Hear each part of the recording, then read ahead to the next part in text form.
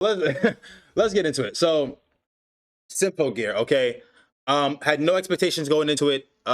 Did not know what it would bring. I do get what you're saying. Like when I said before, maybe I was like, I get what you're saying. I see the Oshinoko obviously, but the Kaiju number 8, I see it a little bit, but I get what you're saying. Regardless, first watch, didn't know what to expect. The beginning for me, to be honest, the beginning for me was up and down. Okay. Yes, I had low expectations as well. The beginning was up and down for me because obviously it put you in a setting where you're seeing someone's grave, right? You're seeing someone's grave, and this girl is talking about her best friend who loved to sing to the very end. Yada yada yada yada, right? She's crying, bawling, boo-hooing, all that other shit. I mean, I bet. So we're gonna have a flashback. I'm cool with that. I'm cool with flashbacks. Then the next scene is a scene of Tsubasa and Kanade, right? And off the rip, I'm like, I know I'm gonna fuck with her vibe, bro. Kanade, I know I'm gonna fuck with her vibe. I fuck with her. Just I don't know, just her character design. I was like, she seemed like she gonna be one of my favorite characters. Boom. They talk about Tsubasa being scared. She's like, I don't know how I'm gonna deal with this. Whoop-de-woo, all the shit kind of days. Like, I got you. Where's Zway Wing? I got you. Don't worry about it. We gonna handle it. We gonna stand on business. We gonna do our thug thistle, baby. They go out there. And then also in the background, I'm like, what the fuck is going on with this fucking whole like gun or whatever fucking artifact that they're talking about and all this other bullshit. I'm like, all right, I don't know what they're talking about, but whatever, we'll see. They start getting into a concert. Vibes. I'm there for the vibes. Like Chris said, I like to sing it. I fuck with it. I fuck with the concert. Let me just make this clear. I fucked with the concert. Heavy. Okay? They doing their thing, performing. I'm like, okay, and that's where you get the Oshinoko vibe from. I'm like, all right, cool beans. This is tough. Okay.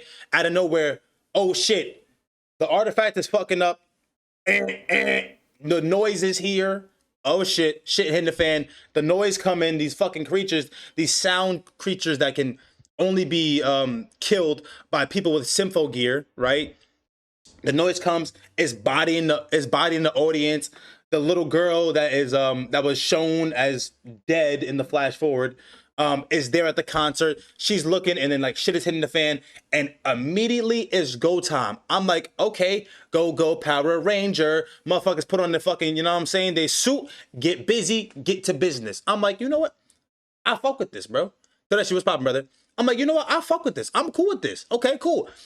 The fighting is not bad. I'm gonna be honest. The fighting wasn't bad.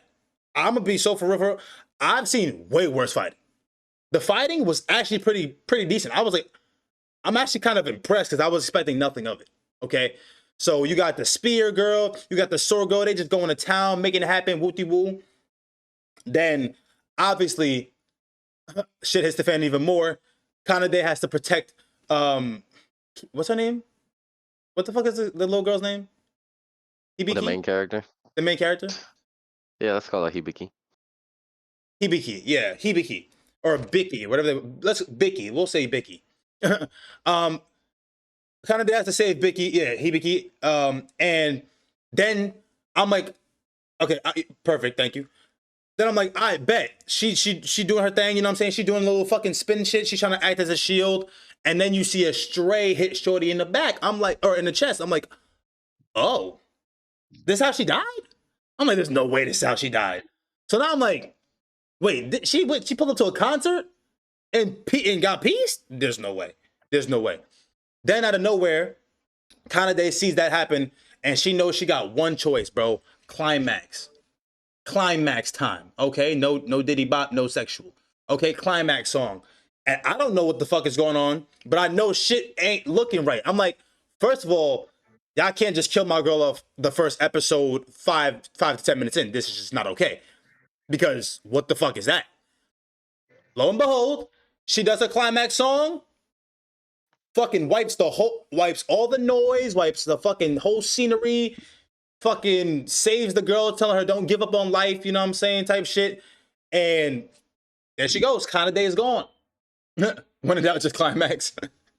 Always my first choice. That okay, bro. So Kanade then ends up dying. She, has like a sad ending and a sad farewell to Tsubasa, and she's gone. And I'm like, there's no way they just did that to my favorite character that I already redeemed as my favorite character. Okay, there's no way they just did that in 5 to 10 minutes. Whatever. Okay, now we get a little flash forward where it's taking place of, I think it's 2 years after that whole ordeal happened, right? And Hibiki is an average schoolgirl, and one day, she hears something. I think she heard a little girl scream. The noise had came out of nowhere. She heard a little girl scream, and she tried to go save her. Right? She tries to go save her. Everybody back at HQ was like, "Yo, we gotta go. We gotta handle business. Subasa, get over there. Shit about to hit the fan." And then out of nowhere, when Hibiki and the little girl are on a rooftop that she fucking climbed, she put her on the back, put the little girl on the back, said, "Yo, we not dying like this." Climbed all the way to a roof after falling like 3 times. Shout out to Hibiki, she was doing her thing. And then out of nowhere, she just felt something in her heart, bro. She felt something in her heart, and it was a song, and out of nowhere, this bitch is Mighty Morphin Power Rangers. So I'm all types of confused. I'm all types of fucked up. I'm like, what is going on? Where we gonna go with this? I was interested though. Y'all are free to tell me how the beginning went for y'all. Yeah, she was my favorite in the first 5 minutes. Absolutely. I called my shot. Straight up, bro. Kind of day gang. CJ, talk to me. Yeah, I went into this blind, but I did look up the cover and I saw it was like it said musical. I was like, I'm not really in the mood for that, but let's go. So we clicked into it. They having a concert. I was like, okay. Off rip, I noticed it had a lot more animation than I thought it would have. Yep. So they having the concert, and I'm like, okay. All of a sudden, the concert goes to hell. People literally start dying. These monsters show up, people start dying. I'm like, bro, what is this show even about? Like, I thought this was a musical, and now people are dying. Like, it Thanks. escalated so fast. And I thought some bad guys might show up and whatnot, but no, like, literally, the whole place is crumbling. People are Yes. literally turning to dust. And I'm just like, what is this show about? Like, what is It's going crazy. on? Crazy over it. Then, then yeah, we're led to believe the red hair is like the main girl ish. Then the girl she's trying to protect gets slimed in the heart. She then does Good, what's her good, brother? How you special doing, bro? move that sacrifices herself. And now she's dead. And I'm like, dog, what is this show about? Like, what is happening? And by the way, the freaking Hibiki is shown as dead at the very start of the show. The Stadium? person on the tombstone at the Oh start of the yeah, show is Hibiki. yeah. CBK, exactly, exactly. So they showing Hibiki dead. Then we see the red hair. Like, okay, main character, red hair dead. I'm like, okay, the two main characters are dead. So like, Yeah. Where do we go from here? what's happening in the show right now? Then they did the fast forward. First, they did a in past or no future shot of Hibiki dead. Then they show whatever time period that was, and then they go 2 years into the future, and you're seeing Hibiki, who is now our main character. They had like Yes. three different timelines in the first episode, Yes. It and was the that shit just future, had me. the past, I past, was like, and the what? past, present. Yeah, it was crazy. It was My crazy. head was all over the place.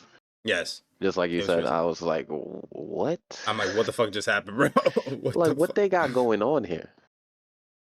And why is two of the potential And main that's your characters games? packed out already? That's what's Like, up. What you about to they're play? gonna need a strong script. Bro. Yeah, that was crazy. Chris said, I actually fucked with the explanation. It was a good reasoning with the fragments of the spear in her chest. Still at least wasn't a complete asshole. Absolutely, bro.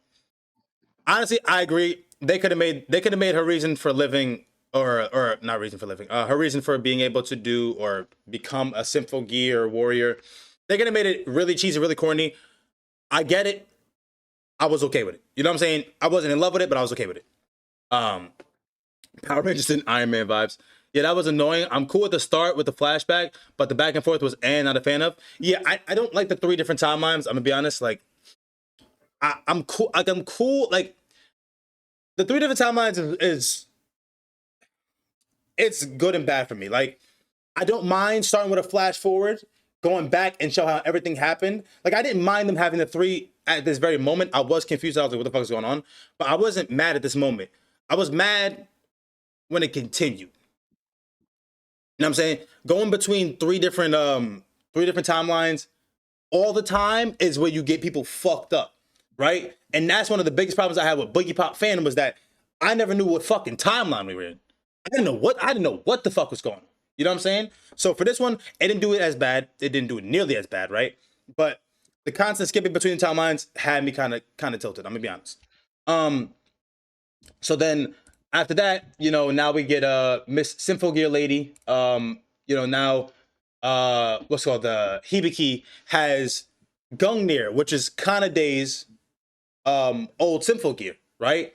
And it makes sense, the reasoning that they said she had this power or was able to sing and acquire this power was because of the fragments from Gungnir that hit off of Kanade's spear or her gear and went into Hibiki's chest. Boom. Okay, bet. So now, we got basically a Tsubasa who is still like kind of like a lone wolf, right? Like ever since Kanade died, Tsubasa was the only one. She was holding it down, doing everything by herself. She was lost, sad, discouraged. Like, her partner in crime, her other half was dead, and she never got over it, right? So she's just like, I'm gonna make mincemeat out of everybody, bro. I'm gonna do this solo. I don't need nobody to help me. I don't need nobody doing shit. I got it, basically, right? And then this is where they start to introduce Hibiki to like the other members, like what's the fucking director, the redheaded dude, Dr. Ryosuke, whatever her name is, some of the other guys, right? And this is kind of like them just like setting up, they're kind of just setting up for like, Hibiki having to now get accustomed to a different part of her life because now she's going to become a sinful warrior, right? So it's like, I think like they said, like, what was it, a month had passed? I think they said Yeah. a month had passed, and she still didn't learn too much. She still didn't know how to use her simple gear, and she didn't learn too much. But she had said mistakenly, not thinking about it, she had said mistakenly that she was gonna take over Kanade's place, as Tsubasa was like, trying to fucking fight off everybody, right? And was it this episode that they introduced? Let me see. This episode?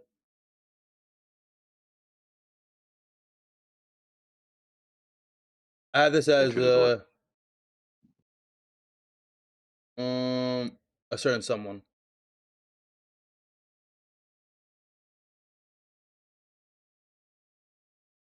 No, they okay. They introduced it. So yeah. So basically, a month had gone by, and it's basically just Hibiki kind of getting accustomed to like trying to be a simple gay warrior and having to hide the secret, right, to her best friend Miku, who I also just was not a fan of. And at this point in time, there's not a whole lot going on.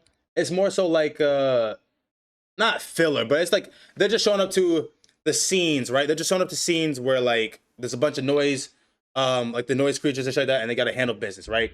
So as we're moving on, there gets to be a certain time, and this is where Hibiki had mentioned, like, oh, I'm gonna take Kanade's place, and Tsubasa was about to body her, bro. She said, "Don't you ever say that shit. Let's fight, and I'm a body your Yeah, ass." that's how the episode ended. Yep, I'm a body your ass. The director's like, okay, I gotta get the fuck out there because Tsubasa about to do some dumb shit. Okay, and I can't have this happen. I know she fucked up right now, but she acting like a crazy psycho bitch. Let me get up in this bitch. Let me stop it, bro. And then this is where I'm like, okay, hold on. Why does it look like a goon anime from the screenshot? I mean, there's a little bit of fan service in it, but like, it's not meant to be fan service, really. Barely anything. Yeah, it's not really meant to be fan service. It's just like it's the same thing. Like Power Rangers have skin tight suits. It's the same shit. But here's when I'm like, okay, enter a new fighter.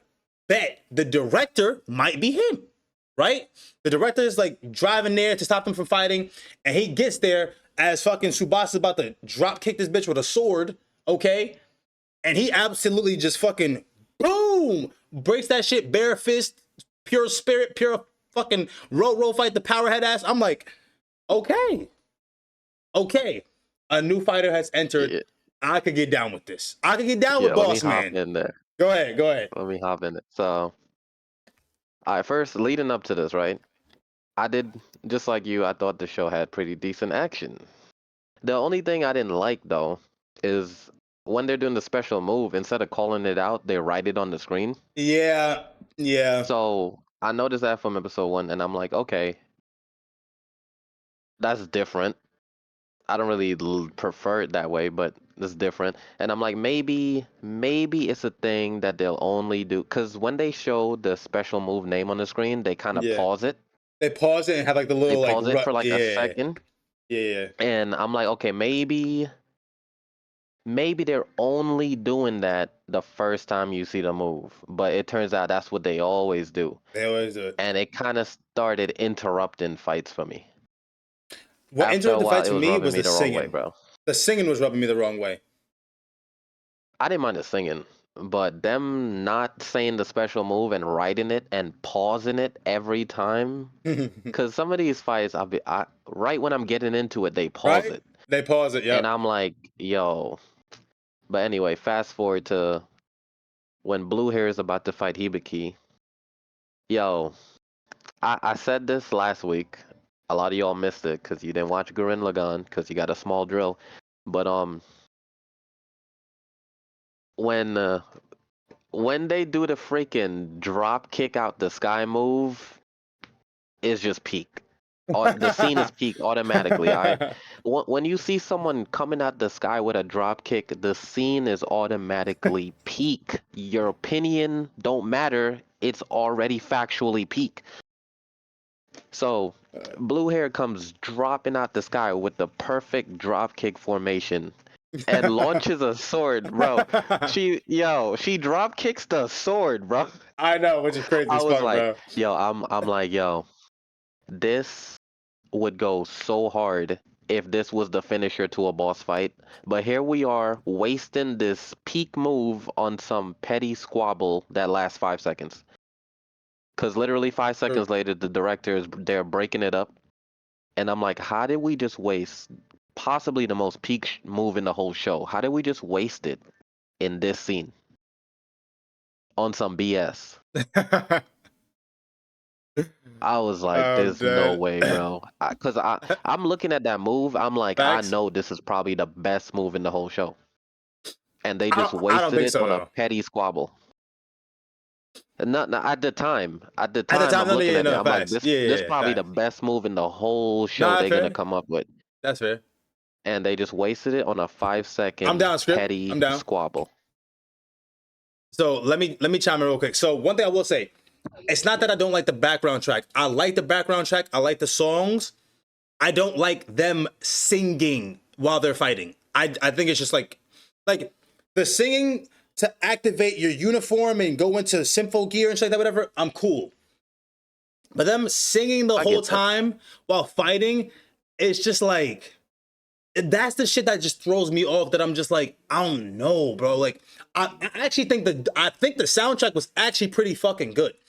I'm gonna be honest. I think the soundtrack Yeah. was actually pretty fucking good. I really enjoyed the songs and the soundtrack and the battle music. The battle music was popping. I was like, yo, if we moving like this, hold on. It might be a hidden gem for real. Okay. But the singing was kind of throwing it off. You know what I'm saying? But it was fine, right? I can get past it, right? It's not the end of the world. Cool, wooty woo. All right, bet. So now the director breaks it up. He's like, "Yo, I need to stop this bullshit." Subasa slapped. She didn't get to punch her and fuck her up, but she slapped Hibiki after she said, "I can fill in for kind of day, whatever the case may be."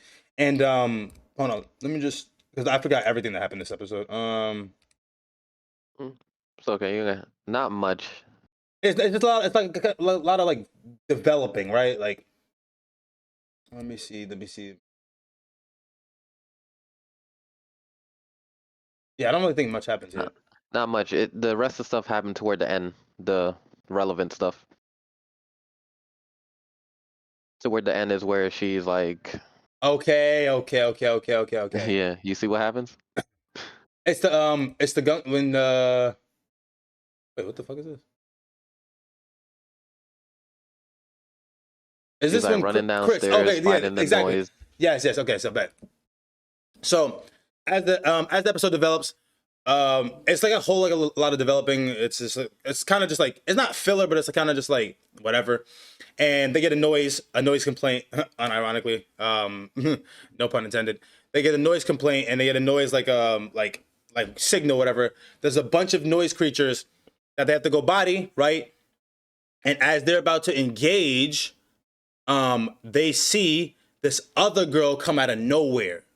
Okay, this other girl named Chris. At the time, we didn't know her name. Okay. Wait, is that what happened?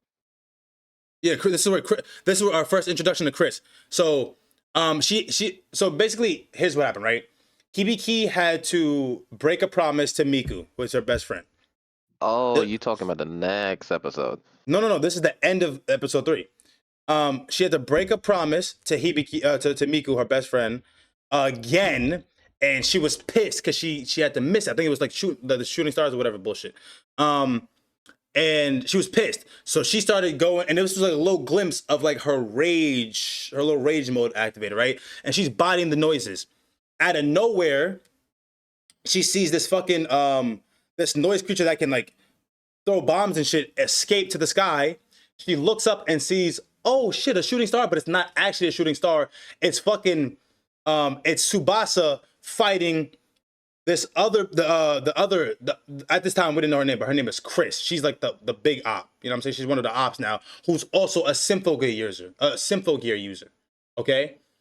And that's how it ends. And that's like kind of like the setup for like where we're about to go. And I'm like, okay, so maybe it's about to get crazy, right? Real quick. So, Chris said, hold on, one second. Chris said, wasn't a genius deduction because she was in the intro, but I texted J Will the second we saw Chris, and that's when I said, this is Power Rangers ass plot. The Green Ranger being controlled by the big bad, but eventually the rest of the A Rangers get to him and becomes a White Ranger and helps him out. Okay, fair. How do you still remember the plot of Power Rangers? Yeah, I would have never got that pull. I don't remember that shit for nothing. That's so I Raven definitely Flesh. didn't watch no intro. It just took me back. You never Intro be forget. spoiling everything. Yo, for real, bro. But that's how the scene ends. You know, what were you about to say? I was gonna say, so that whole episode was a bunch of whatever. Yeah. And then toward the end, when Hibuki went into little rage mode, The little rage mode. That's what we that's gotta. when I was messing with this. I was like, finally, she put in some backbone into Yeah. these punches. Yep. I was messing with it. I was like, okay, I'm really messing with this. Yeah. That part right there. Cause up until then, I'm not messing with Hibiki like that. I don't like anything about her character design, like her battle mode, her regular mode. A battle mode, regular mode. He ain't like shit, bro. He like, this bitch is mid, bro. What the But when fuck? her eyes turned red, I was like, okay, now we got some backbone going into these punches. Yeah. So, that's how that ends. And then the next scene is actually where my interest was like really going up, right? Because now we have this next episode. They go to another flashback where they show Kanada's background, right? Her history, and how she was I think her parents had died because of the noise creatures, and she was on this path of vengeance, right? And she was trying to fight them when she was like a little girl without nothing, right? She's actually not a Symphogear user. She's a forced Symphogear user. She wanted to fight them so bad that they had to run tests and fucking inject her with like phonic serums for her to be able to maybe be compatible to use the Symphogear equipment and fight the noise creatures. So she off rip was on demon time. They had to fucking have her in handcuffs when she was younger. She's like, nah, it's my life's mission. I'm finna get my lick back. And I'm like, you know what? This makes me like her even more, bro. She was on demon time from day one. It didn't even matter. They got her when she was Yeah, I like like that 13. flashback. You know what I'm saying? Which definitely explains why she's no, bro. That's spoiler. That's spoiler. We're not gonna say that yet, but that's spoiler, Chris. But facts. Um, um, but yeah. So basically, that's when I was like, okay, well, she definitely would have been my favorite character if they didn't hoe her. So then they fast forward. They come back to the flat. They come back to the present. We'll say present with air quotes, right? The present, and it's Tsubasa and Chris, the op, getting busy. They're like, oh my god, what the fuck? Like, she's not even singing. She's using Symphogear. What the fuck is this? Whatever. And they getting busy. Like, this fight is tough. Chris got the fucking like snake-like weapons that are fucking like throwing Tsubasa left and right. Tsubasa out here fucking shing shing shing. Like, they getting busy, going move for move, bam for bam, bop for bop. I'm like, okay, this is tough, bro. Okay, this is lit. And then I think this is when hold on, let me, okay, yes. So this right, okay, was my first deduction for the show. Okay, my first deduction for the show. Tsubasa cannot beat this girl, right? She's getting mollywopped. Okay, she's holding up a little bit, but she's getting mollywopped. Okay, Hibiki is still new to using Symphogear, can't use it right or correctly, doesn't have a weapon, so she's basically useless. And this is where Tsubasa's like, fuck this shit. The Symphogear that Chris has is the one that she lost 2 years ago to an incident, and also lost her best friend in her other half. She said, fuck that, I'm not letting it happen again. Climax song. Tsubasa does her climax song, and you see her bloodied and fucking fucked up, whatever. But she does her climax song. She hurts Chris really bad, but Chris is still able to retreat. Tsubasa looks like she's about to die, and then they're just able to save her. Seeing her bloodied was dope, but I didn't like how they just hold her climax song. It's like, yo, her climax song wasn't even like that, bro. Like, it's like, I like this Chris holding the name down good. You stupid. Oh, yeah, also, yo, Tereshi, Karchunky in chat is my boy Chris as well. But yeah, it's like, bro, I just saw what Kanade's climax song was like. And you mean to tell me Tsubasa's been honing her skill as a blade for 2 years, bodying everybody, right? All the noise creatures, everything, right? Solo, Lone Wolf, Dolo, and her climax song can't even body this bitch? What? She gets to go away. She gets to run away with minimal fucking damage? Chris is just be super. Okay, here we go. Oh my god. It's Chris cubed apparently. Holy shit. She was natty? Nah, bro. Nah, bro. Nah, bro. This was crazy, bro. This is the first inkling. I'm just like, because your climax song is supposed to be the end, regardless, right? It's supposed to be the end. It's supposed to be you finito. No coming back, papi. No coming back. Okay? And for some reason, no passion in the climax. Shut the fuck up, baby. I mean, yeah, baby. I'm fucking dead, bro. But this is the first deduction from me in the show. But I'm like, all right, bet, whatever. So now you have Tsubasa in a coma for a little bit. And now Hibiki has to take over as the lone Symphogear user, okay? But for me, that little inkling right there, a little instance, was ass. Then we now know that Chris goes back to this girl named Fine, who was like we didn't know how much of a final boss, but she was a final boss who had ties to the governments from different countries, who had her own plots of making this fucking giant fucking weapon, and who was like Chris's like fucking like tyrant controller. Like straight up, like tyrant controller who just fucking like, I don't even know. She like shocks her and punishes her and like tells her, I'm the only person who can give you worth and all this other crazy shit. It was just a weird dynamic, but we were introduced to Fine, and CJ, do you have anything you want to say? Hmm. No. Okay. Chris Cube finally means we can beat Goku. She faked it. There was no sheet grabbing whatsoever during that song. Oh my god. Oh lord. I speak for all Chris when I say we have no rights. Okay, bro. Fine was also the easy snipe, but I'll wait. Yes. Fine was the easy snipe, yes. Yes. I fake it for her. I'm a true hero. Oh my god, bro. What? Yo, this is diabolical. Hold on. McBiggie goes, I see a fake climax every night. Car Chucky said, your poor wife, but same ... Then McBiggie says, yeah, I fake it for her. I'm a true hero. I am screenshotting this. I'm telling both y'all. No, I'm not, but that's crazy as fuck. You better hope. You better hope they don't watch me, bro. You better hope. You better hope they don't watch me, bro. That is diabolical. Yes, sir. Keep our girls away from Warren. Bro, that is crazy, bro.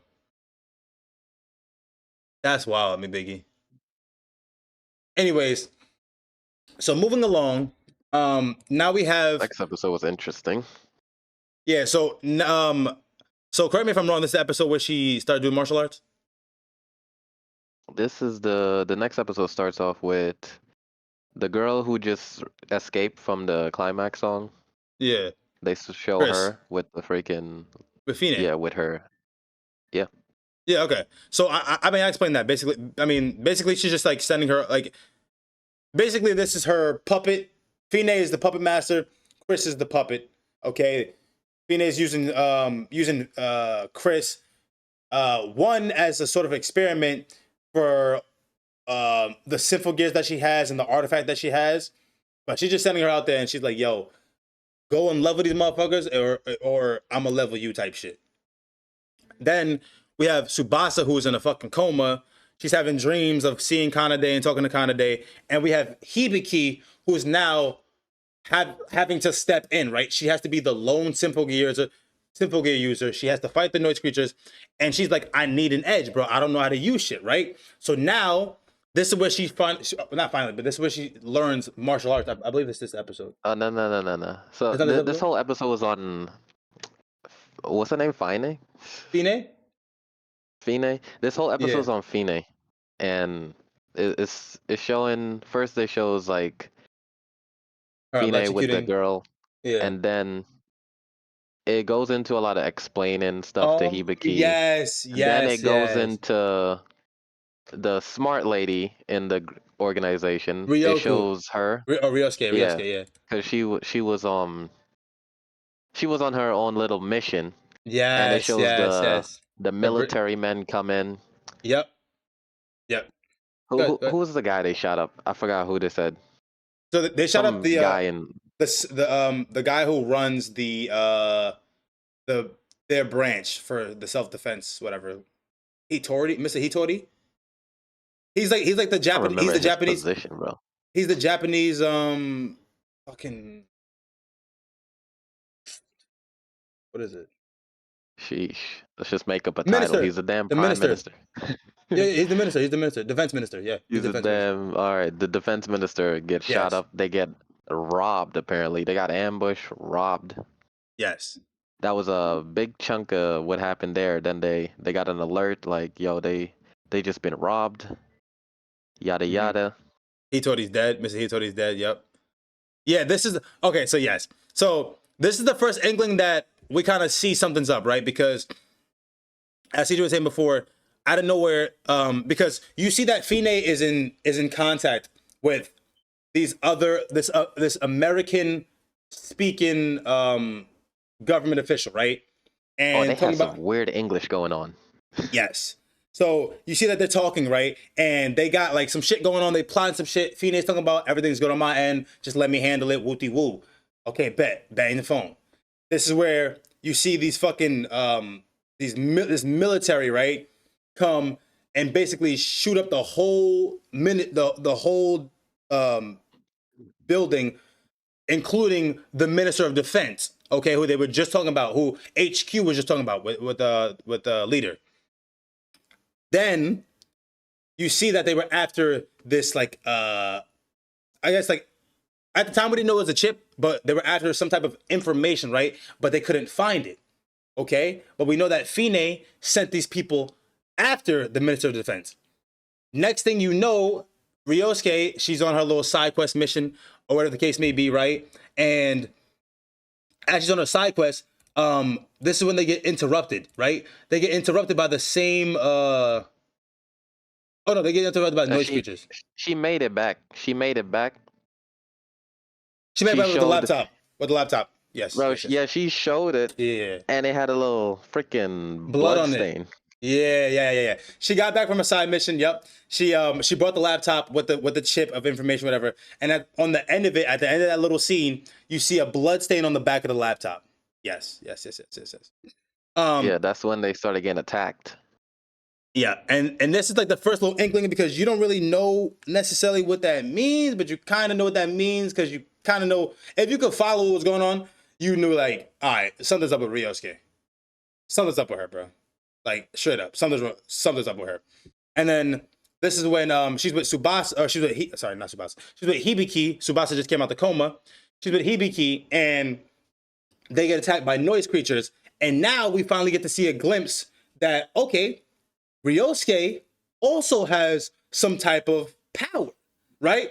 We saw the boss with his fucking taijutsu, but now we see Ryosuke, and she's putting up a barrier, stopping them from getting fucked up by the noise creatures. And it's like, what the fuck? It's like, wait, Then hold Chris on. shows up again. Yes, Chris shows up again, and this is also, I think they were transporting the Durandal, right? Durandal. Yeah.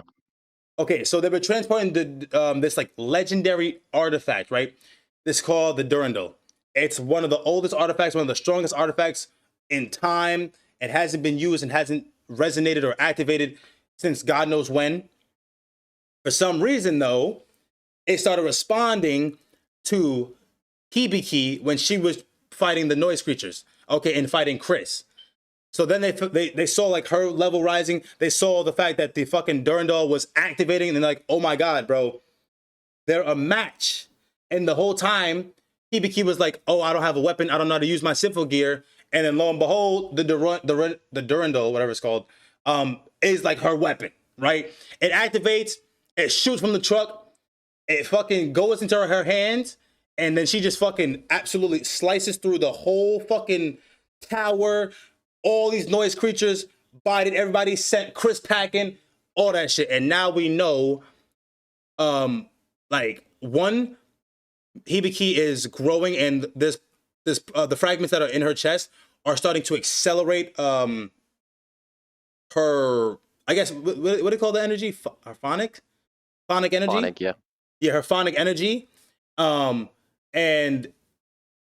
I think that's just how it ended, right? That's how it ended.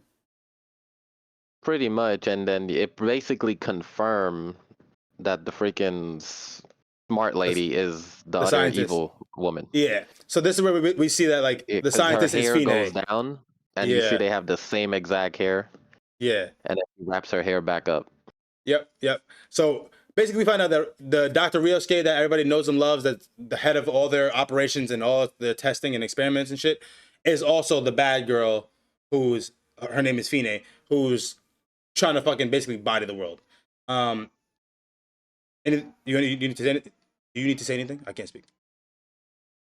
Nah, other than that scene was fire when Hibiki grabbed the Durando.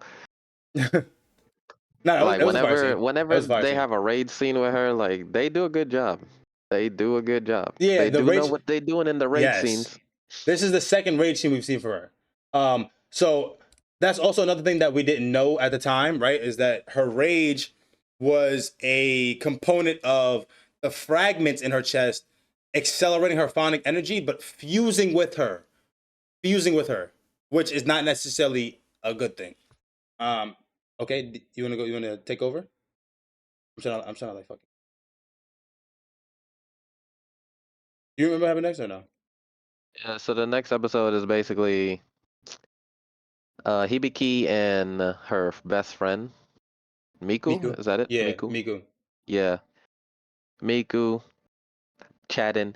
The whole show they've been going through a whole lot of Hibiki disappearing when they're supposed to be hanging out and stuff. And I'm just thinking to myself, wow, Miku is really like handling this pretty damn well, cause Hibiki's shady as hell, bro. They showed a little scene when they were in the whatever their stronghold is, where they freaking have all the equipment. Yeah, They HQ. showed a little scene where the smart lady, Hmm. scientist lady, leaves lipstick on her cup, and the director looked at it, and it kind of hinted to me that he might be onto her, and he might use that as DNA evidence or something. Yeah, yeah. That's what I was thinking when I first seen it. I didn't peep that. I think obviously they So showed I'm the lipstick on the cup. I didn't peep that. yeah, I was just thinking like maybe he knows a little something that's going on, and he'll use that as DNA. But maybe they'll bring that up later. That's what I was thinking at that point. Okay. And Tsubasa, is that her name? Yeah, Subasa, the blue hair Yeah, girl. Yeah. Tsubasa is in the hospital, and Hibiki visits, and they she gets to Hibiki gets to her room and sees it's a mess, helps her out. This episode is where I had like some serious problems with the script, bro. So she helps Tsubasa clean up. They're Yep. like chatting, they're getting a little more friendly and whatnot. And then shortly after, Hibiki runs off to like grab some food. By the way, the store lady, my favorite quote in the anime so far. She Word. said, don't even think when you're hungry, Uh, because they're just bad. It's gonna be bad ideas. that's Like crazy, you bro. gotta eat before you start thinking, bro, or you're gonna just get bad ideas. I'm like, she's spitting, she's spitting. Nah, she's spitting though. She's spitting. Also, So remember Miku yeah, had seen Hibiki visiting Subasa at that time too. I remember that. I did not see that. Yeah, so they were supposed to have plans. Miku and Hibiki were supposed to have plans. Um, that's when Hibiki got the call. Subasa's awake. That's when she went over there. So Miku said, "I'm gonna go to the library instead. There's this book that I've been wanting to read." And then she looked over to the hospital, and through the hospital window, this bitch must got X-ray vision or something, or fucking enhanced vision. Saw Hibiki with Subasa. Then she went to the lady for food, and that's when the lady said, Ah, okay, "Don't even, okay. yeah, don't even think about or draw conclusions because you're hungry." Basically, and Yeah, yeah, okay. So that's when yeah, that's when Hibiki Hibiki runs off to repeated get it. Tsubasa some food, Yep. and on her way to get some food, she runs into Miku, her best friend, and then she gets attacked by Chris at the same time. So Mm. now here's where it's gonna be the whole reveal to Miku that Hibiki has powers, and all Yep. this all this foreign superpower stuff is gonna be revealed to her. So Chris starts attacking. Chris didn't know Miku was there. Yep. Hibiki has to transform. She saves Miku and runs off, starts fighting in the woods. Okay, so here in the middle of this fight, Hibaki's fighting Chris, and out of nowhere, bro, Tsubasa shows up. And I'm just like, who wrote this script? Literally, Tsubasa is like she needs the metal thing to walk. She's so disabled she could barely clean her room. She could barely walk, and all of a sudden here she comes fly, kicking, slashing out of the hospital bed. It don't make no sense, bro. She shows up, she's like, I'm not at full power. I'm gonna need your help, Hibiki. This is like the first time in the show where she's like actually wanting to fight Yeah. with Hibiki. And I'm just like, okay, bro, but you're like half dead. How are you moving? How are you soaring through the air? This don't make no sense. We Yep. literally just left to get you food because you're handicapped, and now Yep. here you are on some Power Ranger shit. Like this don't make no sense. I don't want to see this. I don't know if anyone else want to see this, but this is just dumb. Also, real quick, the power of music and friendship. Real quick, this is probably one of my favorite moments by Hibiki because before that happened, remember she learned martial arts from. You need help? What happened? The TV's off. Okay, 1 second. Um, this is when she remembered what Boss had said, right? She took the like the tent, what the I don't know what you call them, the little snake like whatever thing that Chris had. She grabbed her, pulled her towards her, and then freaking Falcon punched her in the chest. That was crazy. You can take over. I'll be right back. Yeah, Hibiki did have a training arc, which I liked. She started training with the freaking boss who has peak physical strength, and Miku saw the training she was doing, like little glimpses. And I think Miku started thinking maybe that's what she's always busy doing. Just to find out that she's visiting Tsubasa, then later finds out she has powers on top of this. So everything she thought was a lie.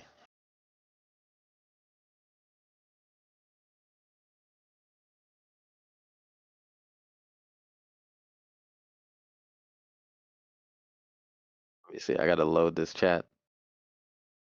Yeah, I don't know what you guys thought, but I had a serious problem with Tsubasa suddenly showing up to that fight.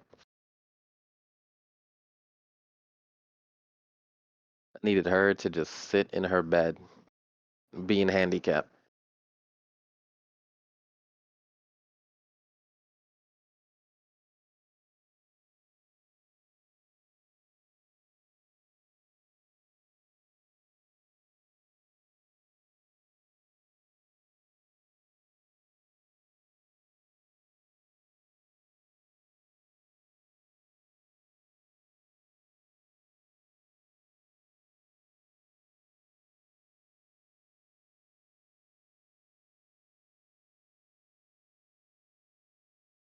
So right before this happened, Hibiki had a talk with Tsubasa where she's talking about how,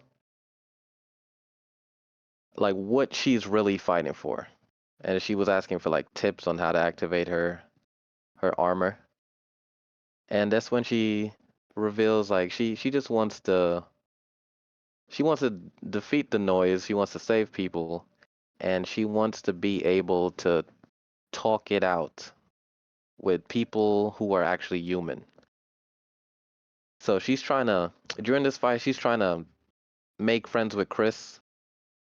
And by the way, like when Chris spawns those freaking Gatling guns, shit's fire. Yo, The fire. Sorry, I'm back. Gatling guns on Chris is fire. Oh my god, she had the best fucking Symphogear. Oh my god, dude. Yeah, that yo, I'm like, okay, so far the only thing that competes with that flying drop kick is these Gatling guns. Like the music was just going crazy. She's just like da da da da da da da da da da da da pow pow pow. That was fire. But it was just though I couldn't fully enjoy it because, like I said, like Subasa had no business being here, bro. Like it don't make no sense. Yeah, it was way too soon for her to be there, bro. That was kind of stupid.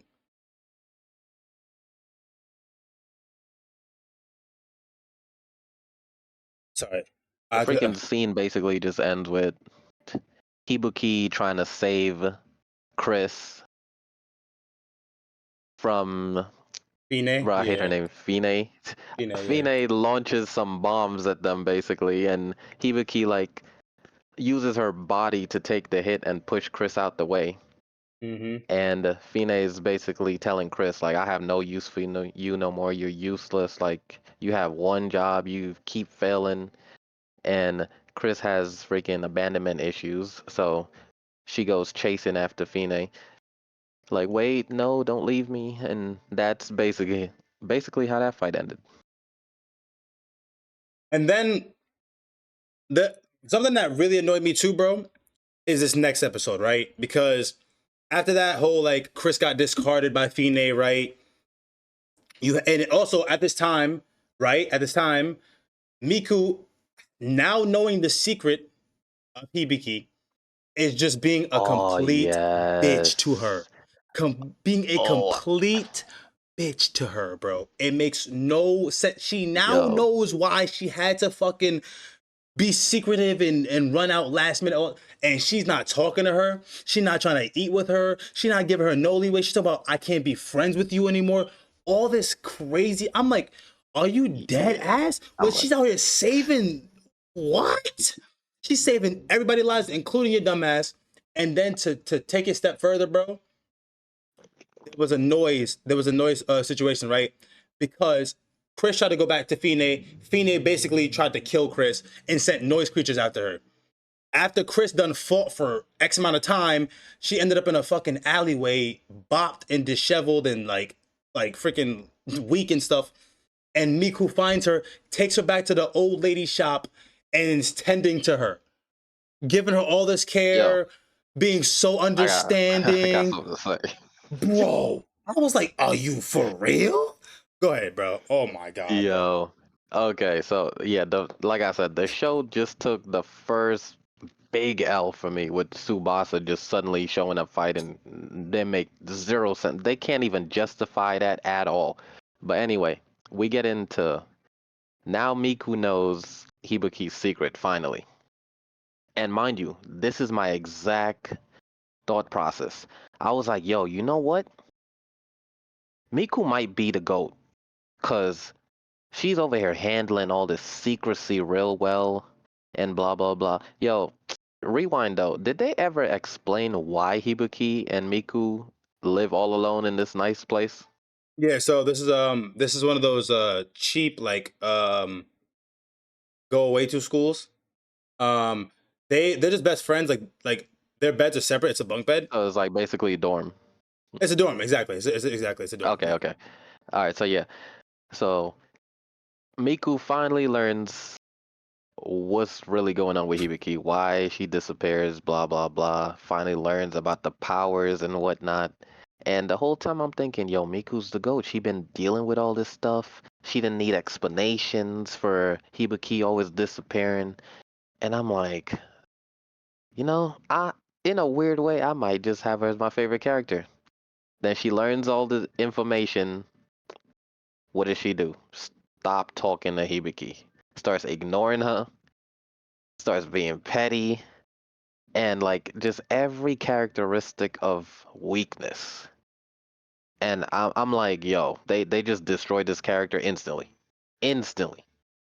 Like, there's no redeeming this now. I don't care what they do, cause she was gonna be my favorite character by a tiny sliver, and after what they just did, chop the character up, chop the whole episode up. I was just pissed off. Bro.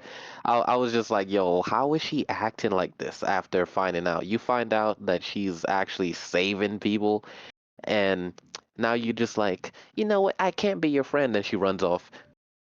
Then, to rub more freaking salt on the wound, you see Miku taking care of the ops that we just fought. The ops that just tried to kill us, that we protected her from, she's taking care of the ops. She's here giving the ops a sponge bat. No, And then facts, she's actually. here, bro, she's here whispering in the ops' ears like, yo, you want to be my friend? After she just told Hibiki, I don't want to be your friend. I'm Insane. just looking at this, I'm looking at the screen like, who wrote this script? Who Show me, wrote the show script? me to them. Who wrote this script? Actually, I'm bro, just shaking my head, bro. I'm shaking my head like, it was a shake my head I'm moment. like, this don't make no sense. What did they do? Was this a tutorial on how to kill the show in one episode? Like, Yo, like they dead ass like hold the fuck out of that character, and like that scene was just fucking downright AIDS. Um, yeah, diabolical, bro. I don't want to be your I friend. Pulls up to the ops. Hey, you want a sponge bat? Want bro, to be my friend? like after your homie just been saving you and saving the world for X amount of time, you like that's how you gonna move?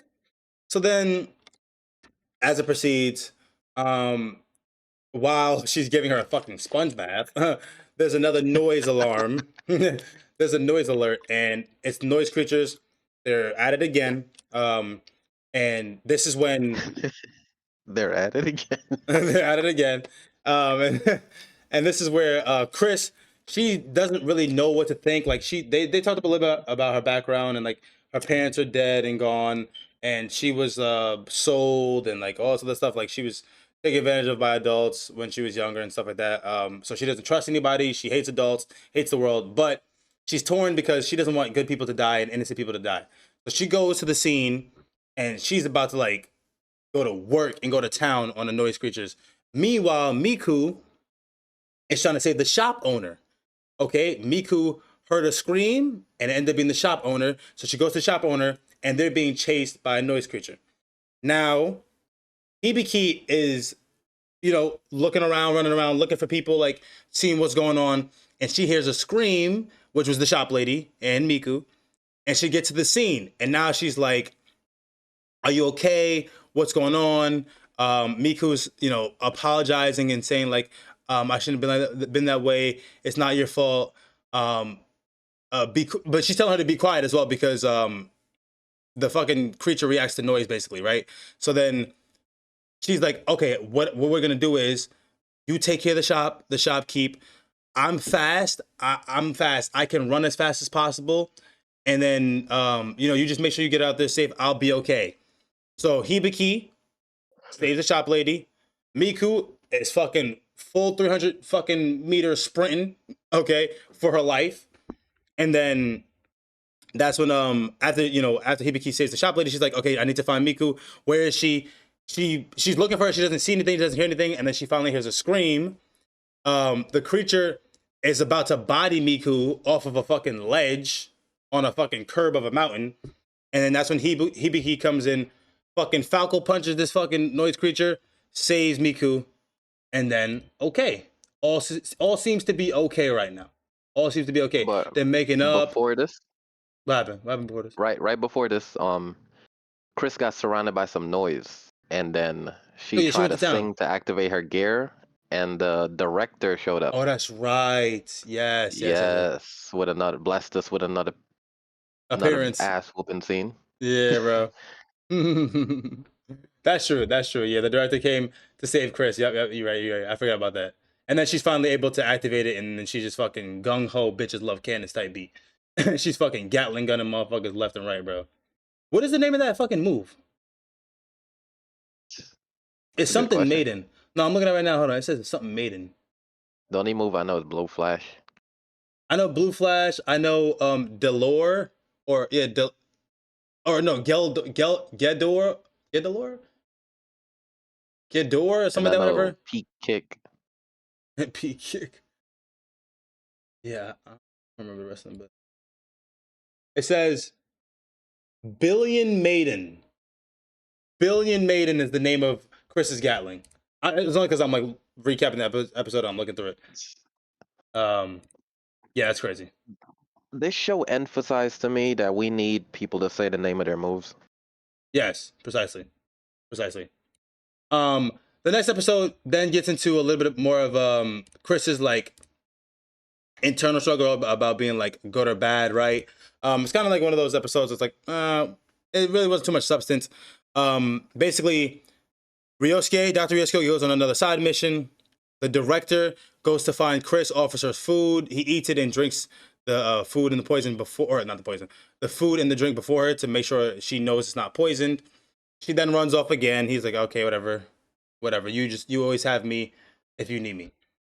Then Tsubasa is trying to be a little bit more comfortable and be a little bit more opened up to friends. So her, Miku, Hibiki, they all go on this day trip where they just go to the park and they go to the movies, they go to shopping and all this other shit, whatever. And then Then she's booked for a concert. so this was the Gama Gama no Gatling. I'm dead. This is where the American rep for like talent advisory comes and he tries to talk to Tsubasa, because remember, Tsubasa was also an idol. She wasn't just a Symphogear like warrior. She was an idol.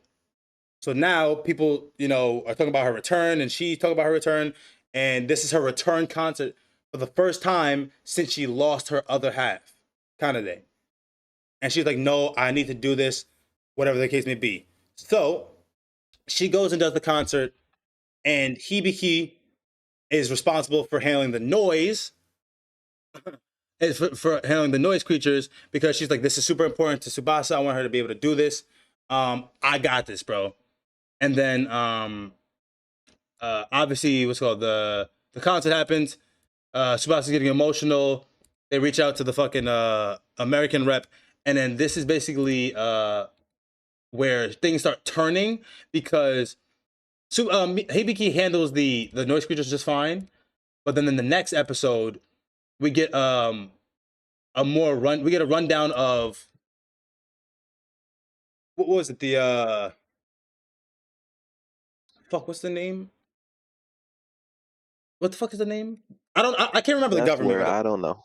No, yeah. So the next episode is, We're in like episode 10 now. It's episode 10. Yes, this is where we get into a little bit more about the fucking like Fine and her fucking rebels, right? So the rebels went to like the chapel or whatever that Fine stays at, and they tried to attack her. They tried to turn on her. Okay, her partner that she was in business with tries to send those same goons to turn on her. They skip the scene after they just show blood splattering everywhere. They skip the scene, right? We don't know what happens, but the director and his men get to the scene. Okay, when they get to the scene, Chris is there looking for Fine, but Fine is not there. You just see all the fucking little goons men all fucking pieced up and packed up. As they get there, Chris is like, "It's not me. It wasn't me. It wasn't me." Because all you see is a bunch of corpses laying around and her there unscathed, untouched. And the director's like, "We know it wasn't you. We're looking for a very good friend of ours." Okay, we're looking for a very good friend of ours. So this is tipping us off that the director knows what's going on now, right? And he's looking for Ryosuke, Dr. Ryosuke, right? Let me skip a little further. What is it? Okay, they're talking. The HQ is talking to the director, who's talking, and they're also talking to what's called Niku and Hibiki, and everyone, they have like this like three-way conversation, but they're trying to get in contact with Dr. Ryosuke, and nobody can get in contact with her, right? Basically, who just came? Oh, it's Tiny. Basically, Ryosuke is like off somewhere injured because she got shot. She got shot by those goonsmen. So she's late to come to the conversation. She finally joins the conversation where they're talking about, oh, like there's the organization is turned around and all sort of stuff like that, whatever. And she sound like everything is fine, even though she's not fine. She's literally in the fucking side of a fucking stairway, like bleeding. And they're talking about like how they're like about to move forward with the next operation, right? And let me just make sure I get this right. Hold on. Then this is when there's a bunch of noise creatures that appear in like 3 different areas. So Tsubasa and Hibiki both have to go out. They both got to handle business. You know what I'm saying? Business per usual, right? And then out of nowhere, they see Chris again, right? Chris is arguing like, we're not comrades, whatever, wooty woo, all sort of shit and stuff like that. Hibiki's playing peacemaker, right? Because they're all fighting the creatures, whatever, but Tsubasa and Chris kind of have like their little spat, but it's more so on Chris's side. Tsubasa's now like, let's just listen to Hibiki, and Hibiki makes them all hold hands and say, "Hey, listen, these hands are used for friendship, not for fighting each other." Wooty woo, blah blah blah blah blah blah blah blah. Okay, and they all pretty much handle the noise creatures. This whole scene right here, it was cool. The fighting was good. Chris's fucking gun action was was dope and shit like that. However, this was all a diversion. They get a call and they say, "Oh shit, the school got blown up." Okay, there's a fucking high level noise creature fucking whatever at the school. And now Hibiki's like, oh shit, what's going on? And she's worried about her friends. They pan over to the school. This is another episode. They pan over to the school. Basically, all these noise creatures just come out of nowhere, body some of the teachers, body some of the students.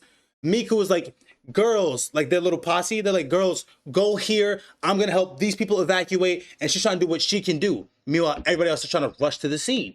Okay? They rush into the scene. They finally get there. They finally get there. Well, I mean, do you not want to say anything? Like, DJ? What? I said, do you not want to? Do you not want me not want me to say anything because you're trying to watch it or what? Oh no, I'm not. I'm not paying you're attention. Okay, you're trolling. All right. So now it's like all things like full gear mode. We gotta make sure shit is not crazy, right? They all get to the school, and when they get to the school, shit's hitting the fan. Like buildings blowing up, people getting fucking bodied. They're starting to now like intercept. They're messing up the fucking up the creatures. They're doing what they gotta do. Whoopty woo, whoopty woo. Then, as what's his name? Ogawa? Ogawa? Is that the guy's name?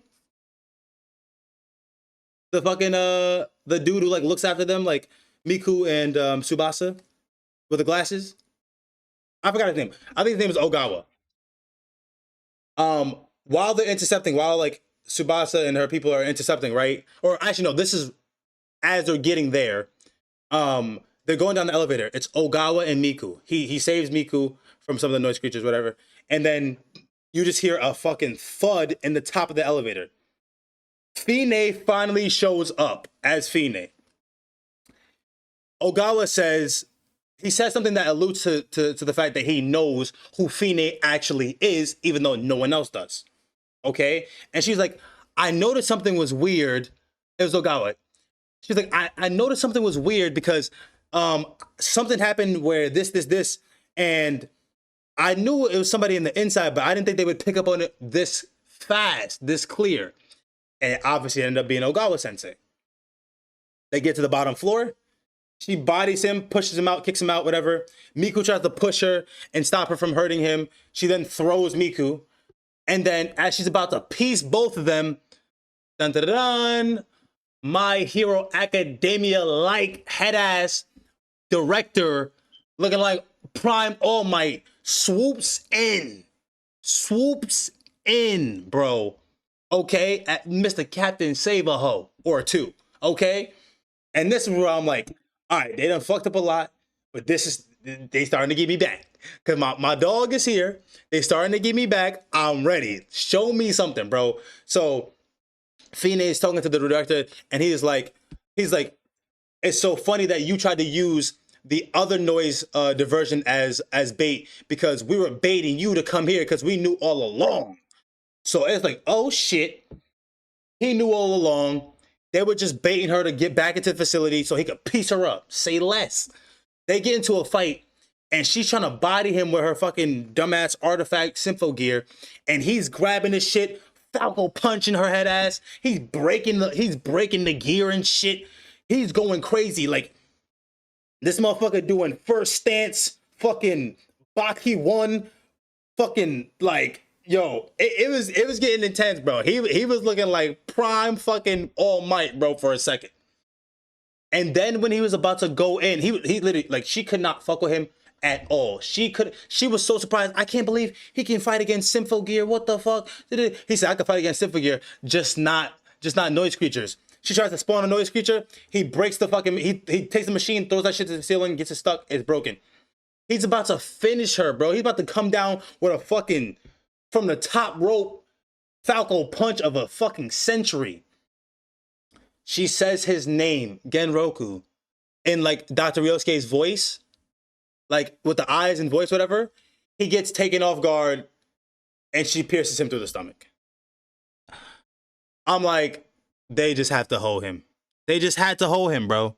They just had to hold him. Why, bro? Why did they have to do that? They didn't have to do it and they did it. And it pissed me all the way off. It pissed me all the way off. This is when I was like, bro, I'm finna be tight, bro. I'm finna be fucking tight. Like I can't even believe they would just do.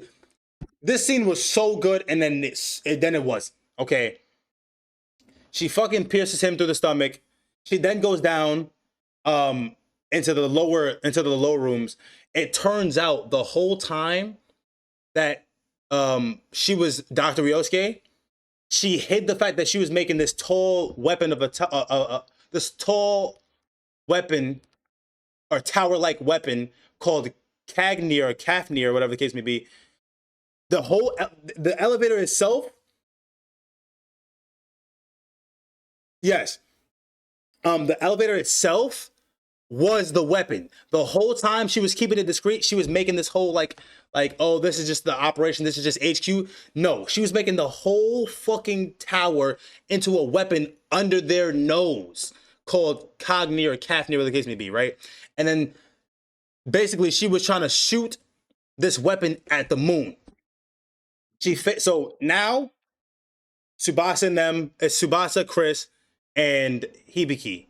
They get to her as Ogawa and the rest of them like save the director. They're in a separate room with like a separate branch. And it's the three girls versus Fine. Fine explains that the reason for this big ass weapon is that she's trying to fucking fire a giant ass beam to blow the moon up because it's stopping her from seeing the love of her life who casted her away to Earth. I forgot what was the reason she was casted away? Does anybody remember? I forgot the reason she was casted away. Oh, fuck me. What was the reason she was casted away? Fuck. Let me see if I can find it.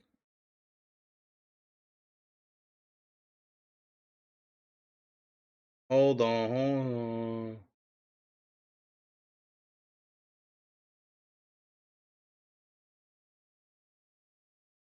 Also, by the way, I don't know if you picked up on this. CJ specifically, did Yu-Gi-Oh steal the name? Yu-Gi-Oh stole the name from Symphogear? What name we talking about? Habikiri. Symphogear? No, Ame no Habikiri. Oh. Yeah, like verbatim, Ame no Habikiri. It's crazy. I mean, a lot of those names come from Japanese lore, so they recorded them a lot. Oh yeah, true. That's true. Coming to the oh fuck, where'd the moon go? I forgot the reason why she was cast away, but basically she was trying to see the love of her life who cast her away, who was like the dictator and the creator of that world. But in order to do so, she needs to shoot the moon down because the moon was like the seal, the curse. The curse's seal, right? So she needs to shoot the moon down. She's using the Durandal as an infinite source of power to power the fucking weapon, the tower weapon, right? And this is where she's about to shoot the moon. As she's about to shoot the moon, she's fighting the three girls. They're fighting back, whatever. And what's called it? Similar to when they had to stall for her before, Chris was trying to charge up to send these fucking rockets, like not just regular bullets, not just, you know what I'm saying, lasers and shit. These nuclear-like rockets. She had to shoot these rockets. One was supposed to be aimed at the tower. The other one was supposed to be aimed at Fine, or so we thought. She shot one at Fine. Okay, it missed Fine, and then Fine realized, oh shit, she's trying to shoot. She's trying to shoot the fucking tower. Fine stops the rocket from hitting the tower, and then everyone's like, oh shit, where did Chris go? Chris is riding the rocket to the top of where the trajectory to the moon is to intercept the fucking beam. Fine shoots the beam, and then here we go. Climax song time. Bro, Chris is, first of all, she has probably the best over here. Devon, thank you so much for the love, man. Thank you for the raid, brother. I appreciate it, bro. Thank you so much for man. I can't speak, bro. I'm trying to do too many things. Thank you so much for the love, bro. I hope you had a great stream. W's in the chat, man. Make sure you guys go follow my boy Devron. Please go show him some love. So Chris's climax song, she's in the air and she's spawning every weapon known to, like, in her capacity. She's spawning every weapon to channel into a beam to fucking stop the Cogneer or Cafnir, whatever the fuck it's called, as her like last act of duty. She gets overpowered by the beam, but she does a good enough job to where she knocks the trajectory of the beam off, and it only chips off a part of the moon. So that she doesn't. So basically, Fine doesn't get to fucking blow up the moon finally. And then all you see is Chris just fucking falling to the ground, particles like, you know, emitting from her descension to the ground, right? And what is it?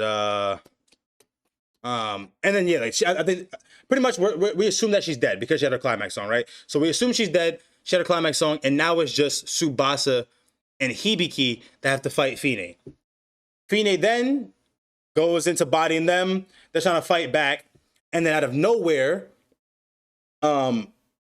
this is like the third time we see basically Hibiki rage. Hibiki rages because she's like processing the fact that that Chris is dead in her opinion, or in her eyes. She's like, oh shit, Chris is dead. So she goes into rage mode, but this time she can't control it. She's full out rage. She goes attacking blindly. She attacks Fine. Fine keeps smacking her around. She attacks Tsubasa. Tsubasa's trying to stop her and she's trying to reason with her. And then on one of the attacks, she lets Hibiki like pierce her like a part of her body, hugs her and says something along the lines of like, I thought these hands were meant to be for friendships, not killing each other. And she basically uses the Shadow Weaver to like to keep the enraged Hibiki in place. And now Tsubasa's turn to get busy. She's going up to the mountain, or to the tower, trying to body the tower. She gets pieced up in her like dying like moment. She's seeing Kanade again, and she basically fucking has a second wind, unleashes a whole new move called Phoenix. I think it's like Phoenix Slash or something like that, whatever, and basically fucks up the whole fucks up the tower. She fucks up the tower, okay, before the next beam can be launched. Okay, she then does her final thing. It's not a climax song, but it was like Phoenix Slash, like her final move, whatever. And then all you see is the Shadow Weaver knife that was used to keep Hibiki in place. It dissolves.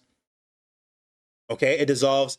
Hibiki comes back to form, and now she's crying because now Chris and Tsubasa are both dead. Both of them dead. Okay, she's has no will to fight. She's crying. She's actually just getting picked up by her hair, tossed left and right, getting bodied front, right, and center. And everyone inside the school is seeing this. So her friends, right? Her friends are like, yo, is there any way we can help her? And one of the guys says, we can shout to her, right? We can shout to her, we can sing to her. If we can just get the school systems online, we can use the telecoms to reach her. All four girls help do it. They get the fucking power online, and then they sing Hibiki's favorite song, which is the school's anthem. Once she hears that, she gets all powered up. And this is where I really was just like, okay, this is really fucking stupid. This is bad. This is terrible writing. I don't like this. She powers up. She gets a second win. Looking at the power of music and friendship, true. She powers up. She gets a second win. She gets all fucking like new form. She finally gets like she gets like an ascended version of her form because of all the phonic energy from all people singing. It's like a spirit bomb in like a fucking like whatever type of way you want to, you know what I'm saying? Like this type of way. Like it was like using the power of people's like hopes and fucking voices to give her energy. So she comes back, but not only does she come back, you see Chris come back, you see Tsubasa come back. The two people who are supposed to be dead after doing their final moves and their climax songs and all this other bullshit, they come back. I'm like, there's no way. There's no way. Then They just used their combined efforts to only one of the 3 climaxes killed the user. Started as a cool ultimate last resort attack and just became a fodder move anyone can use. Exactly. Lame story move. 100%. 100%. At this point, I was like, I'm disgusted. I'm disgusted. How can I be okay with this, bro? Everybody using their climax songs and nobody dying. What's the whole point of it then? Everybody coming back left, right, and center. Like, I thought Crystal's piece, you even saw Subasa's actual, like, one of her weapons dissolve as if she died. You had the director saying, so this is how you guys want to go out? Respect. You know what I'm saying? Like, everybody writing them off as dead. And then they just come back out of nowhere, bro. So now, as we're dealing with this whole ass storyline, Fine spawns billions of fucking noise creatures. Billions of noise creatures, bro. And now all 3 of them gotta get busy. They basically combine their whole fucking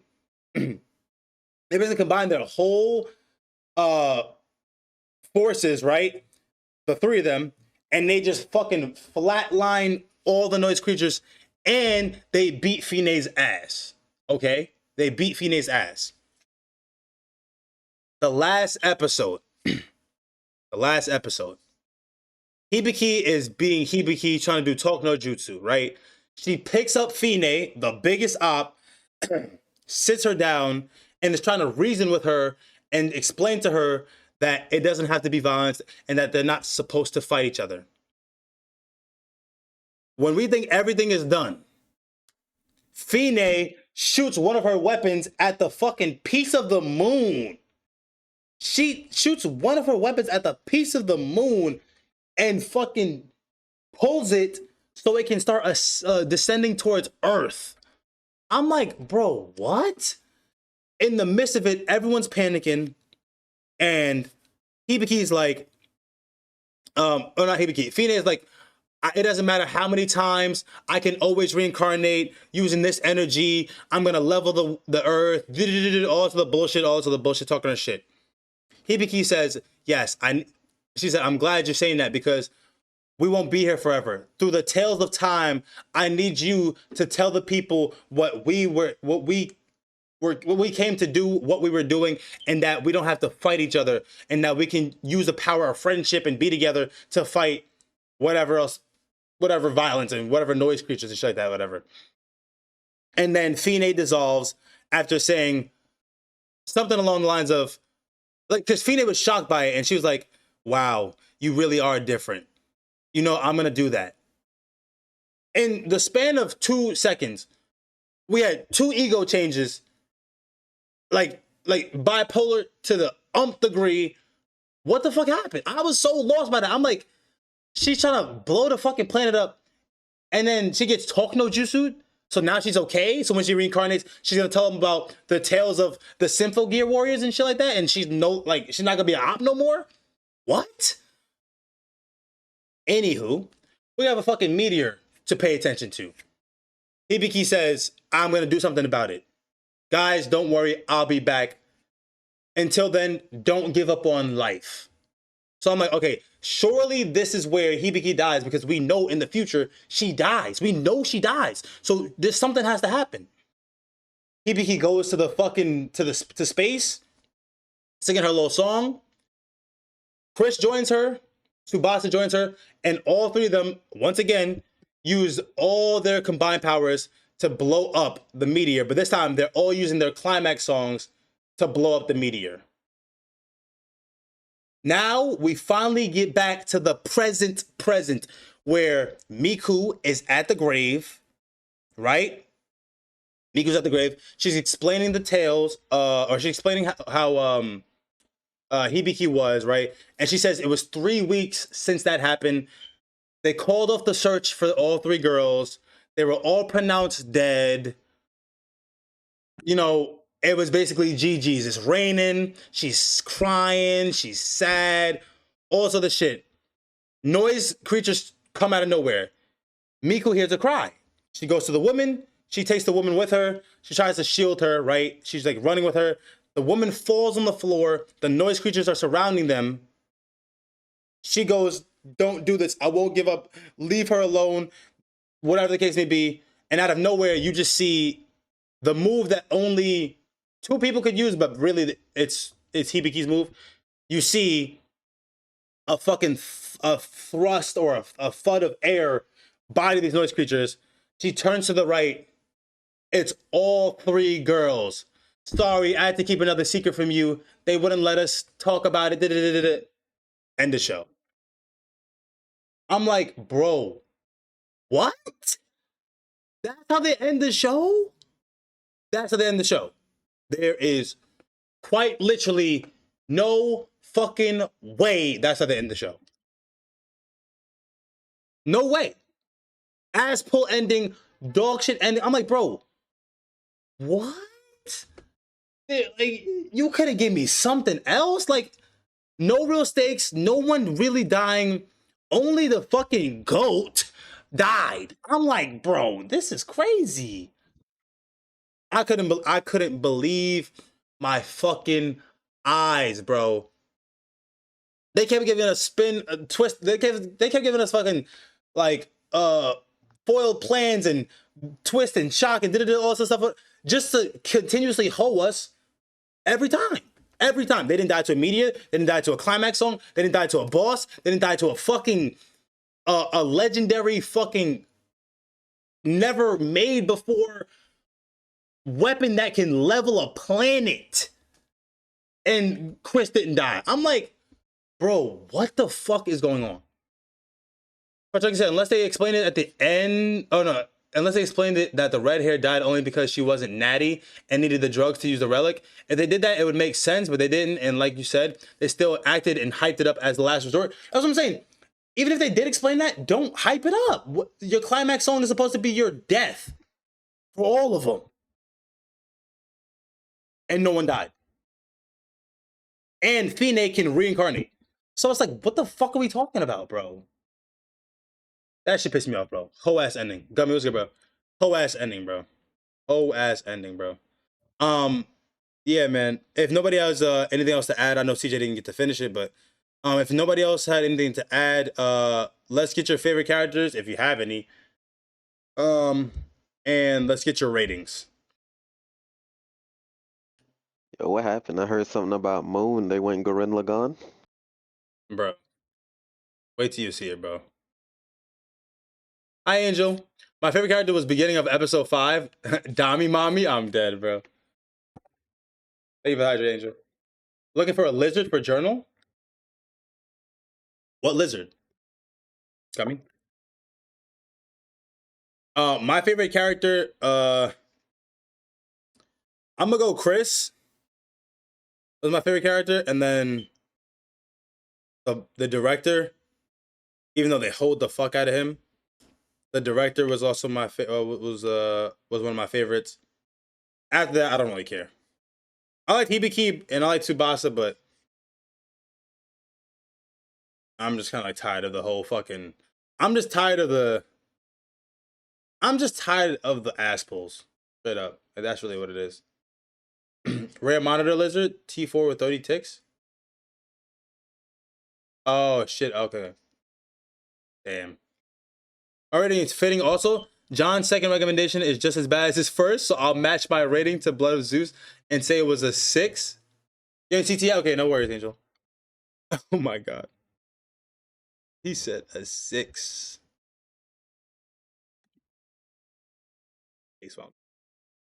Chris gave it a 6. Oh, what was that show, bro? I had a question for you guys. Okay. Specifically, like Carchunky. Okay. Jay will give this a 6.9. Chris gave this a 6. I'm gonna be honest. I like this more than some of the other animes we had watched. Regardless, well, not regardless. Like, despite the end being super dog shit, I still liked it more than like Taco P. I still liked it more than Anohana. But with that being said, it's not going really far. I'm gonna give it a 7. I'm gonna give it a 7.3. But I like no, I'm sorry, 7.4. I should, because I like it a little bit more than those two. So it has to be a 7.4, but it's a low 7.4. It's a low 7.4. What's the show with the scroll over to the show with the freaking 1 second fights? Which one? Oh no, what there's an anime we watch with 1 second fights. Um, It's way back, way back? like middle-ish.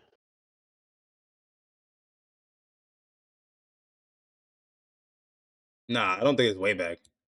Uh, Hamatora. Oh, Hamatora. Oh. Yeah, Hamatora. Nah, I didn't like that one at Yeah, all. yeah. Yeah, Hamatora. I wanted to ask Chris, you thought Hamatora was better than Aristocrat and stuff?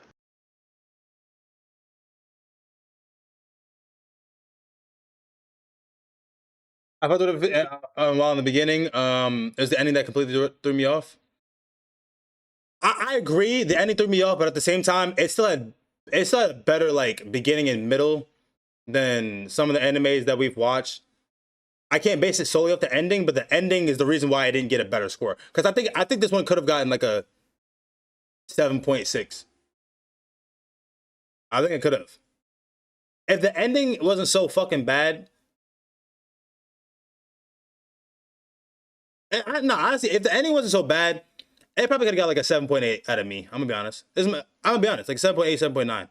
Because I was actually liking the show. I was liking the show. I was liking the fights. I was liking the background music, the battle music. I was liking a lot of it, bro.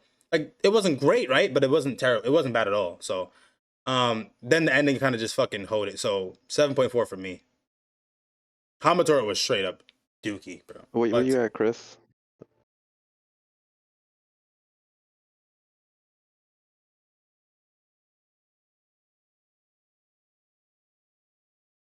he said, "Where you at, Chris?" He did the climax song.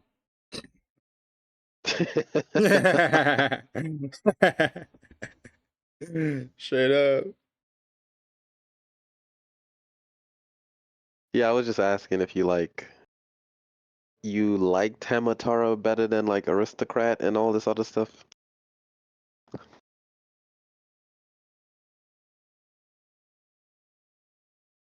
I'm starting to wonder, bro. Like I feel like low key, I need a lower Hamatora. But I would need to rewatch it to see how much I would lower it, and I'm not rewatching it. Soon. Because it really had like 1 second Yeah, soon. fights. Okay. I don't remember story at all. I remember the girl was freaking useless. Hmm. I remember the boss got like shot and then they showed he was like, psych, I'm not shot. Like Yeah, I'm bro. like, bro, what? The girl with the hunger ended up being the worst character. The main character was okay, like, but probably like The the only last okay fight character. actually lasted more than a second, but I Yeah, didn't care for it too much. yeah, nah, It it was like was, teleport spam. yeah, that was bad. I'm gonna give it a 7.4. Do we have John's rating? But yo, I got a Okay, comment to say. 7.2. It was a blind rec that did not deliver. I apologize. Now you get me, Biggie. 7.2. I mean, listen, it's not the worst thing recommended, right? So 7.2. Okay. It I get. was okay. So you know where Miku is angry, the episode where Miku is angry at Hibiki. Yeah. So I read a comment. It said, "Imagine your partner has been coming home late, telling you about some it's just work stuff. Yet you've already seen them with another girl, and now you see her dancing around in a pathetic excuse for an outfit. I'd be pissed too." What? Yo, these They're people like are they're roasting fucking lost. Hibaki's Yeah, they're roasting Hibaki's outfit. they're lost. They're lost in the sauce, bro. She's not out dancing around. She's fucking saving the world. Like, bro, what? That's crazy, bro. That's actually insane. That's actually wicked, bro. Um, all right, bet. So we got a 6 from Chris, 7.4 from me, 7.2 from McBrien or McBiggie, a 6.9 from Jay Will. We'll get CJ's tomorrow when he finishes it. But yeah, I think the ending was probably one of the worst endings amongst The shows There's we've like a watched. sequel or something. No, yeah, no, there's another season, but I don't think I care, to be honest. I'm not watching another season of this. But I'm not watching another of this. Sheesh. Yo, shout out Smitty. It's been a whole month. So, real quick, guys, I have an announcement. Or not an announcement, I have something to tell, or say, or ask. The higher sensitive, the last 3 episodes weren't pure ask, that's fair. I have something to ask of you guys. Do we think, right? So, because the weekend of the 25th, I will be going for a wedding. Okay. Do we think? So one, we won't have a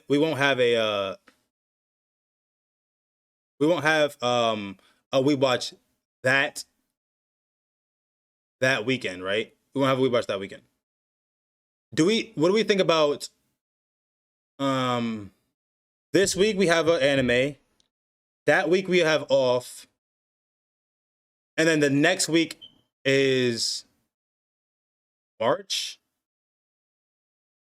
Actually, maybe not. Maybe I was gonna say, what if we just had like a break? Like maybe what if we just had like a 2-week break? But I guess like would the one break just be enough? Like 2 entire weeks of nothing. Well, I mean, yeah, because if we did 2 weeks of nothing, that means we would not have an anime this week. We wouldn't have an anime next week, and then the last week, which is gonna be like early March, right? Early March, we would have the We Watch for Saw I'm a Spider. Ew, 2 weeks dedicated to that. Uh, we need we need to veto the monthly if we doing a 2 week break, bro. We need to put some real sauce, We like can, bro. a freaking maybe squeeze in like a 30 something episode anime or something. That's crazy. We can't commit 2 weeks to that. No, so what I'm saying is, we could just do. No, he vetoed last monthly. He vetoed last monthly. What's up? We don't have to do it. I'm just saying, what do you guys think about that? Because I know a lot of people have work, and a lot of people are having a hard time like catching up and like, Like I'm down for it, but I think we need to swap the quality of the anime and put like use this opportunity to put something slightly longer. That's what she said. Oh yeah, last month. Wait, last monthly was spidered, and he vetoed it. You I vetoed. did. Oh wow. Damn, the wheel, yo, the wheel is what? That's crazy. Now the wheel is so goated. Like that's insane. The wheel is really like on timing, bro. What?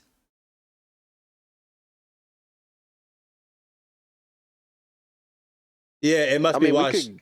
I don't know. Maybe we could guarantee it for the next week. No, no.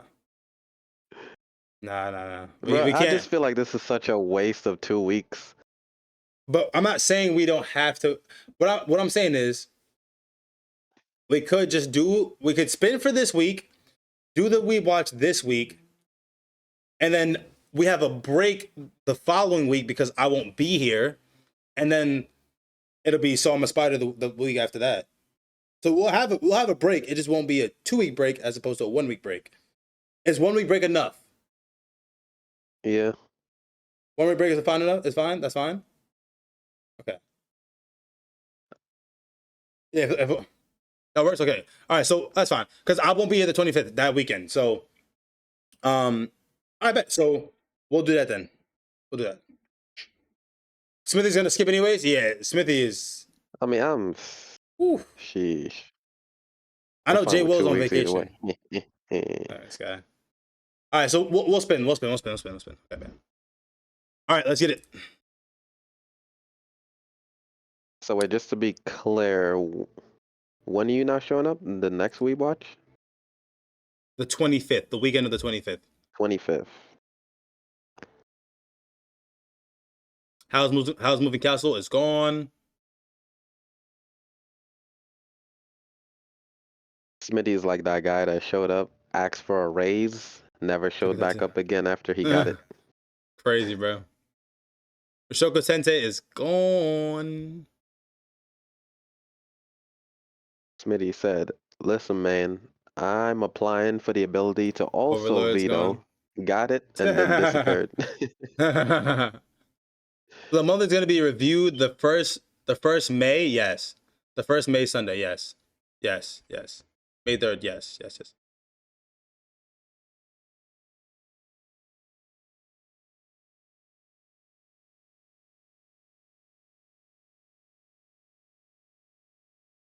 Taxi is gone.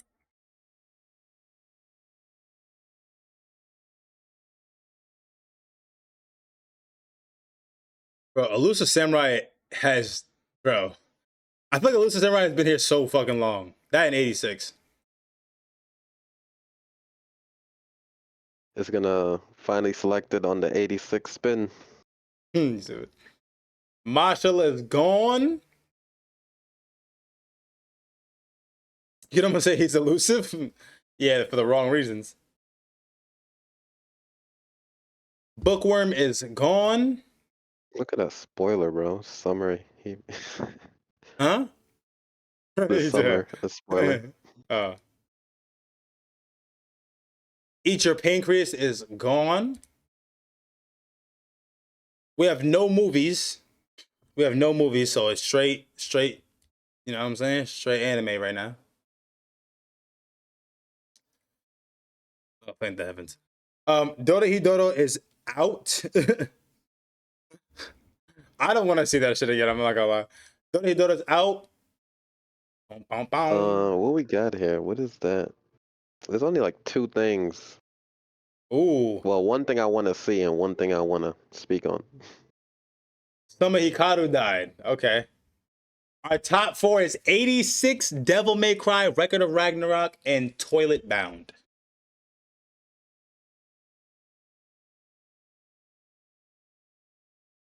It's gonna be a 2-week vacation either way if one of these get picked. Record of Ragnarok is gone. Well, there goes the one thing. 86 when Jonathan's on cruise and can't watch is diabolical. I know. We'll see. Okay, he's good.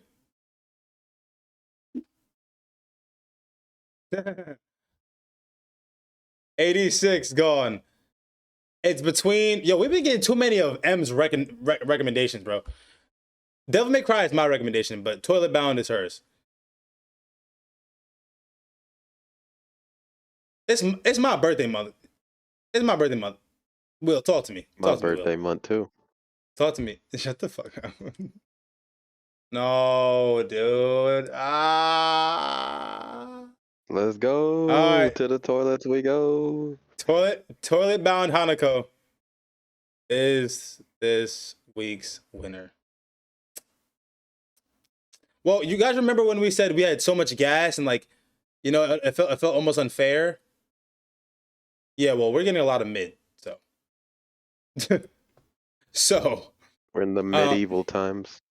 Shut the fuck up. Toilet Bound Hanako is this week's anime. WeebWatch, W Symphogear, for what it's worth. This is another M recommendation. Apparently it's the month of M, and we're gonna see how this goes. I'm gonna be playing some games. I just need to go tap in real quick. And also my niece is hungry, so I gotta go take care of that. But I'll be back in like 5-10 minutes. Thank you guys for whoever has to leave. Much love, man. WeebWatch. I hope you guys enjoy the rest of your weekend. I'm gonna catch you on a flip, man.